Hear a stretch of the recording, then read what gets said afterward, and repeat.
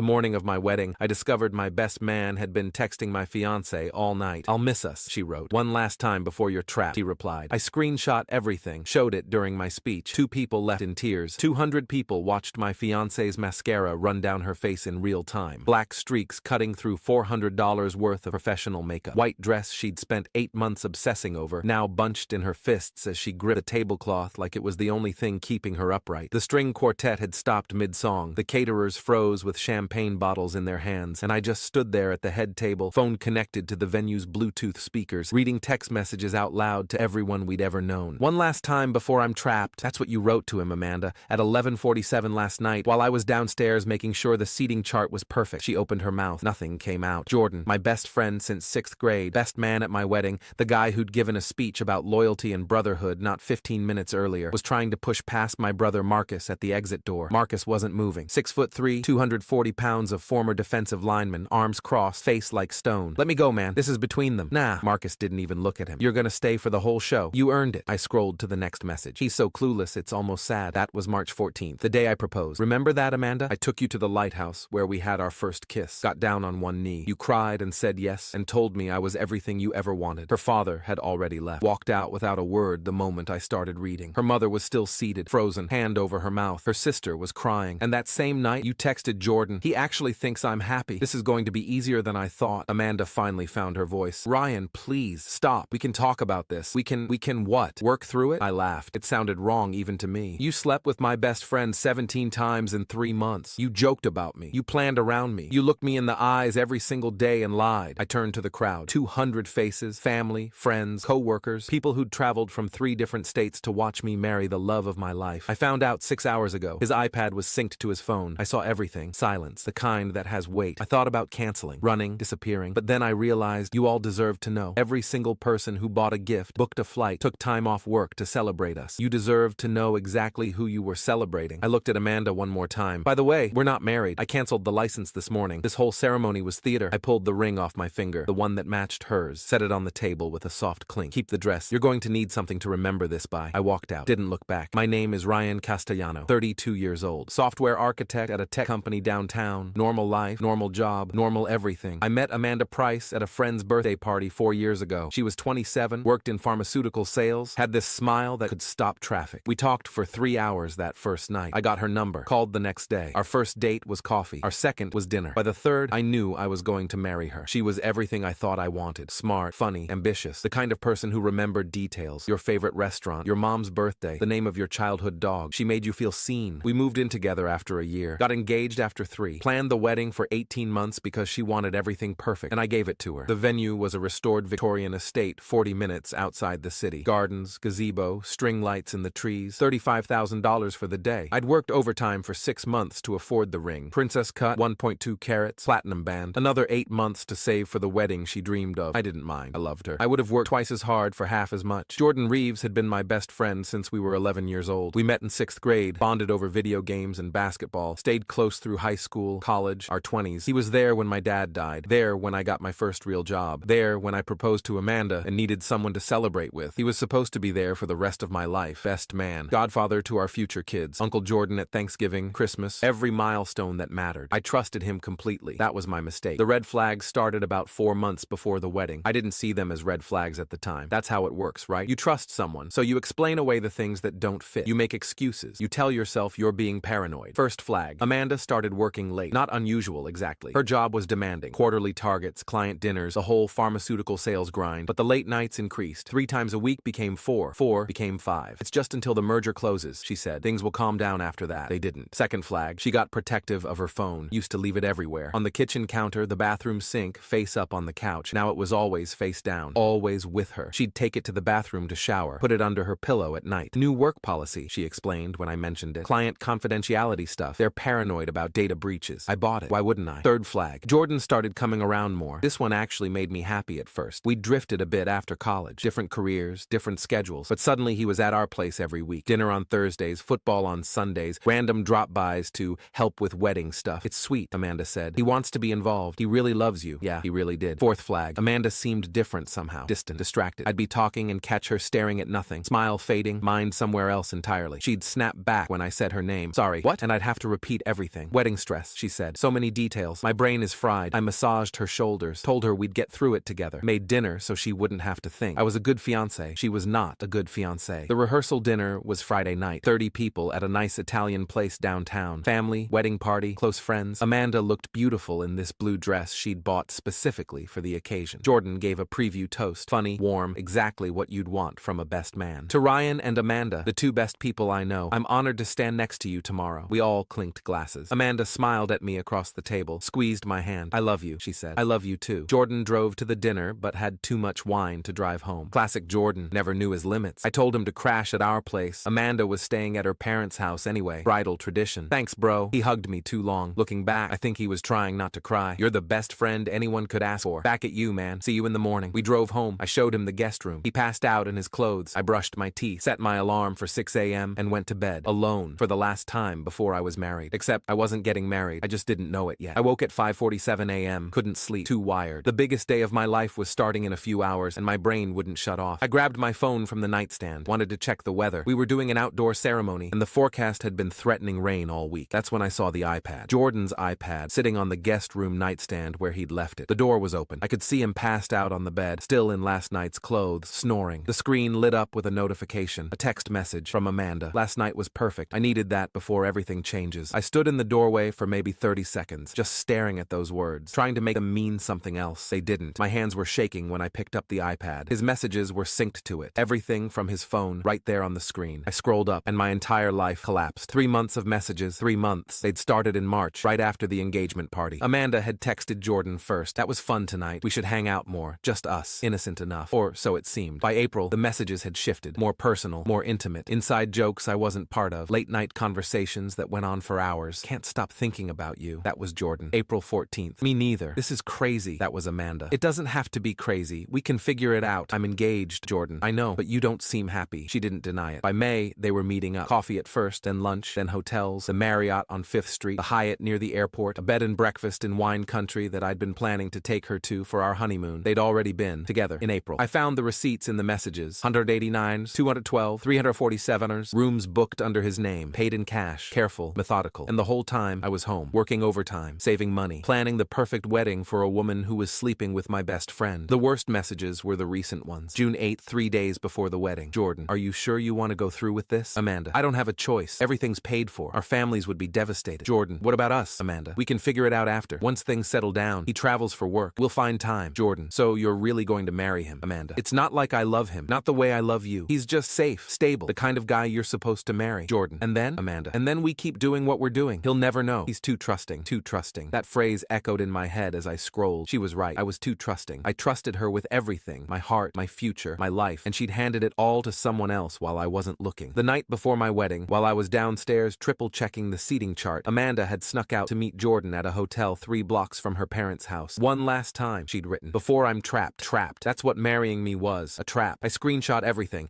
Every message, every photo, every receipt and confession and declaration of love that should have been mine. Sent it all to my phone. Cleared the notification on his iPad. Put it back exactly where it was. Jordan was still snoring. I walked back to my room, sat on the edge of the bed, stared at the wall until the sun came up, and then I made a decision. The obvious move was to cancel everything. Call Amanda. Call Jordan. Have the confrontation. Scream. Cry. Throw things. Cancel the venue. Return the gifts. Explain to 200 people that the wedding was off because my fiancé was a liar and my best friend was a traitor. That's what a normal person would do. But I wasn't feeling normal. I was feeling cold, calculating, a kind of calm I'd never experienced before, like all the emotions had been flash frozen and stored somewhere I couldn't access them. I didn't want a private confrontation. I wanted witnesses. I wanted everyone who'd ever told me how lucky I was, how perfect Amanda was, how solid our relationship seemed. I wanted them all to see exactly who she really was. At 7:15 a.m., I called the county clerk's office, got the emergency line. I need to cancel a marriage license application. The woman on the phone was confused. Sir, your wedding is today. The license is already processed. I understand. I'm withdrawing the application, effective immediately. May I ask why? Personal reasons. She processed it, confirmed the cancellation. No marriage would be recorded, no matter what happened at the ceremony. Amanda Price and Ryan Castellano would not be legally wed. At 7:45, I texted Amanda, can't wait to see you today. I love you. She responded with heart emojis. At 8, cool. I went to wake Jordan up. Big day, brother. He was hungover, groaning, squinting at the light. How you feeling? Never better, I said. Come on, let's go get me married. The morning passed in a surreal blur. I showered, got dressed, put on the tuxedo I'd rented 2 months ago, stood in front of the mirror and practiced smiling until it looked real. Jordan Jordan drove us to the venue, cracked jokes the whole way about bachelor freedom ending, about married life, about how I was locking down the best woman in the world. I laughed at all of them. The photographer captured everything. Me and the groomsmen, me and Jordan, me adjusting my tie, checking my watch, looking appropriately nervous. I wasn't nervous. I knew exactly what was going to happen. At 2:30 p.m., the string quartet started. Guests took their seats. 200 people in white folding chairs facing a gazebo draped in roses. At 2:45, the bridesmaids walked down the aisle. Amanda's friends, women who'd helped her pick out her dress, plan her bachelorette party, cover her lies. At 3 hours, Amanda appeared. She was beautiful. White dress, cathedral train, veil covering her face. Her father walked her down the aisle while the quartet played Pachelbel's canon. She was crying. Happy tears, everyone thought. I stood at the altar, watched her approach, smiled when she reached me. "You look amazing," I whispered. "So do you." She squeezed my hands. "I can't believe this is really happening." "Neither can I." The ceremony proceeded. Readings, prayers, the standard script. I said my vows, wrote them myself, talked about love, partnership, building a life together. Every word was true. That was the thing. I'd meant all of it. She just hadn't. When it was her turn, Amanda pulled out handwritten notes. Her voice shook. "Ryan, from the moment I met you, I knew you were special. You make me feel safe. You make me feel loved. You're my best friend, and I can't wait to spend the rest of my life with you." She was so good at lying. I'd never noticed before. The officiant reached the end. "By the power vested in me, I now pronounce you husband and wife." Except he didn't have that power, because there was no license. We kissed. Everyone cheered. Jordan clapped so hard I could hear it over the music, and I smiled, because the real show was just about to start. The reception was in a grand ballroom adjacent to the gardens. White linens, crystal glasses, a 17-piece band Amanda had insisted on because live music makes everything more magical. 200 place settings, 30 tables, a dance floor that would never be used. Dinner came first. Filet mignon, salmon, vegetarian risotto. I ate nothing. Pushed food around my plate while Jordan sat 3 seats away, laughing at something a bridesmaid said. Amanda kept touching my arm. "Are you okay? You've barely eaten." "Just overwhelmed. Happiest day of my life." She kissed my cheek. Mine too. The lies came so easily for her. Toast time arrived. The DJ handed Jordan a microphone. He stood, adjusted his boutonniere, and faced the crowd. "For those who don't know me, I'm Jordan, Ryan's best friend since 6th grade. We've been through everything together. Good times, bad times, everything in between." He looked at me, smiled, the smile I'd trusted for 20 years. "Ryan is the most loyal person I know. The kind of guy who shows up no matter what, who gives everything he has, who loves completely without reservation." He raised his glass. "And Amanda, you're the luckiest woman in the world to have him. I've watched your relationship grow from the beginning, and I can honestly say I've never seen two people more perfect for each other." Everyone clapped. Amanda wiped her eyes. I almost felt bad for what I was about to do. Almost. When Jordan sat down, I stood up, clinked my glass. The room quieted. 200 faces turned toward me, expectant, happy, ready for a heartfelt speech from the groom. "Thank you all for being here. This day means more to me than I can express. Seeing all of you, family, friends, people we love, gathered together to celebrate, well, it's everything I ever wanted." Smiles, nods. Amanda reached for my hand. I pulled away. "But before we go any further, there's something you all need to know." The smile froze on Amanda's face. Jordan's eyes narrowed slightly. "I woke up at 6 a.m. this morning. Couldn't sleep. Grabbed my phone to check the weather, and I saw something that changed everything." I pulled out my phone, connected to the venue's Bluetooth speakers. Jordan left his iPad at my place last night. His messages were synced, and I found 3 months of text between him and my wife. The word wife came out bitter. "Wrong. Actually, she's not my wife. We never signed the papers. I canceled the license this morning." Gasps, murmurs. Amanda's mother's hand flew to her mouth. "I thought you all deserved to know who you were celebrating, so let me read you some highlights." I started scrolling. March 23rd, Amanda to Jordan. "I can't stop thinking about last night. When can I see you again?" Amanda stood. "Ryan, don't do this. Please." April 14th, Jordan to Amanda. "The hotel was perfect. Next time let's try that place in wine country." "Bro, stop." Jordan was on his feet now. "Let's talk about this." "Not here." "Not here?" I laughed. "You slept with my fiancé in 17 different hotels. You made plans under my roof. You stood next to me today and gave a speech about loyalty. No, we're doing this here, in front of everyone." I kept reading. June 8th, Amanda to Jordan. "It's not like I love him. He's just safe, stable, the kind of guy you're supposed to marry." Amanda was crying now. Real tears, finally. Her hands were shaking. June 10th, last night, Amanda to Jordan. "One last time before I'm trapped." I looked at her. Trapped. That's what marrying me was. A trap. Her father had already left, walked out somewhere during the readings. Her mother was frozen. Her sister was sobbing. Jordan tried to make a break for the exit. My brother Marcus blocked the door, arms crossed, face immovable. "You're staying," Marcus said. "Deal with it." Jordan looked around the room. 200 witnesses. Every exit covered. Nowhere to go. I turned back to Amanda. "You lied to me. Every day. Every I love you. Every plan we made. Every time you looked me in the eyes and told me I was your forever." She couldn't speak. Just stood there. Mascara streak. Shaking. "And you." I looked at Jordan. 20 years. 20 years of friendship. And this is how you repay it? It just happened, man. We didn't plan. You booked 17 hotel rooms. You scheduled around my work trips. You texted her every night from 3 feet away while I slept. I held up my phone. "I have receipts, Jordan." Literally. He had nothing to say. I pulled off my wedding ring. Set it on the table. "Keep the dress. Keep the ring. Keep each other." I looked at Amanda one last last time. You deserve what you get. I walked out of the ballroom. Didn't look back. The aftermath was nuclear. My brother told me what happened after I left. Amanda collapsed into a chair, sobbing. Jordan tried to leave again. Marcus finally let him. Half the guests walked out within 10 minutes. The other half stayed, stunned, unsure what to do. Amanda's mother had to be helped to a car. Her father never came back. The caterers didn't know whether to keep serving food. The 17-piece band played to an empty dance floor for 20 minutes before someone finally told them to stop. I went home, changed out of my tuxedo, sat on the couch in the dark for 3 hours. My phone blew up. Texts, calls, voicemails. I ignored all of them, except one, from Amanda, at 11:47 p.m. You didn't have to do it like that. I know what I did was wrong, but that was cruel. I typed back, so was lying to me for 3 months. I blocked her number, then Jordan's, then started working through the list of anyone who might try to defend them. The next few weeks were a blur. I took time off work, told my boss there'd been a family emergency. He didn't ask questions. Word had already spread. Someone from the office had been at the wedding. By Monday morning, everyone knew. The gifts got returned. $47,000 worth of kitchen appliances, bedding, and honeymoon fund contributions, all sent back with polite notes explaining that the wedding had been unexpectedly canceled. The venue offered a partial refund, $8,000 out of $35,000. Extenuating circumstances, they said. Better than nothing. Amanda's name came off the lease. She'd been staying at her parents' house anyway. She just never moved back. I didn't ask where she went. Didn't care. Jordan reached out once. A long text explaining that it wasn't planned, that they just connected, that he was sorry it happened this way. I didn't respond. 3 weeks later, I got a call from a lawyer. Amanda was trying to recover some of her wedding expenses. She'd put deposits on things. The florist, the photographer, the dress. My lawyer, Patricia Hendricks, handled it. 17 years of family law experience. She reviewed the messages I'd saved, the receipts, the timeline. She doesn't have a case, Patricia told me. If anything, you could pursue her for emotional damages, the documented deception, the financial exploitation. Courts take that seriously. I don't want money. I just want it to be over. Then it's over. I'll send them a letter explaining she has no grounds. They'll go away. They did. The thing about public humiliation is that it spreads. Amanda worked in pharmaceutical sales, a reputation-based industry. Within 2 weeks, her colleagues knew. Within a month, her clients did. She got restructured out of her position in August. That's the corporate term for, we can't fire you for being a cheater, but we can eliminate your role. Jordan had it worse. He worked in real estate, specifically high-end residential real estate, where trust is everything. His face was all over his marketing materials. Jordan Reeves, your honest partner in home buying. Someone from the wedding forwarded screenshots to his brokerage, then to a local real estate Facebook group, then to a reviewer who left detailed comments on his Zillow page. His sales dropped 70% in 3 months. His brokerage mutually agreed to part ways in September. I didn't do any of that. I just told the truth. Other people did the rest. Amanda and Jordan tried to make it work. I heard about it secondhand, from mutual friends who didn't know they were supposed to pick sides. They moved in together in October, an apartment downtown, smaller than what either of them was used to. It lasted 4 months. Turns out relationships built on deception don't have the strongest foundations. Who knew? She moved back in with her parents. He moved to another state. Last I heard, she was dating someone new, another safe guy, according to the rumor mill. I hope she doesn't do to him what she did to me, but I'm not optimistic. A year later, I'm doing okay. Not great, not healed, but okay. The anger faded around month 6. The sadness took longer. There were nights I couldn't sleep, days I couldn't focus, moments where I'd catch myself reaching for a phone to text someone who no longer existed in my life. I started seeing a therapist, Dr. Marcus Rivera, psychologist specializing in relationship trauma. He helped me understand that what Amanda and Jordan did wasn't my fault, that trusting people isn't a weakness, that being betrayed says more about them than it does about me. You did something remarkable, he told me during one session. Most people would have imploded privately. You stood up for yourself publicly. That takes courage. It felt like cruelty, I admitted. Maybe. But cruelty would have been suffering in silence while they built a life on your pain. He leaned forward. You chose visibility. You chose truth. That's not cruel. That's self-respect.